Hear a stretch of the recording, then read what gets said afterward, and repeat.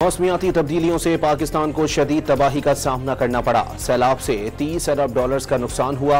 वजीर आजम का बाकू में इजलास से खिताब। बानी पीटीआई ने 24 नवंबर को एहतजाज की फाइनल कॉल दी।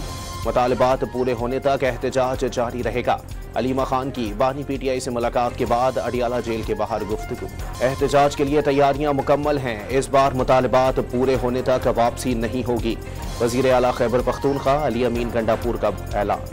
पीटीआई रहनुमाओं की गुज़िश्ता रोज गिरफ्तारी के खिलाफ पंजाब असम्बली के अहाते में अपोजिशन का एहतजाज। ज़राअत पर मुजवज़ा सुपर टैक्स पर हुकूमत के खिलाफ नारे।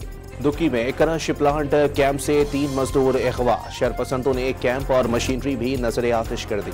कराची किला के साइट एरिया में गोदाम में लगी आग पर काबू पा लिया गया। कोई जानी नुकसान नहीं हुआ। आग लगने की वजह सामने नहीं आ सकी।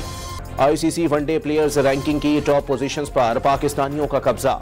बॉलर्स में शाहीन शाह अफरीदी और बैटर्स में बाबर आजम की पहली पोजीशन।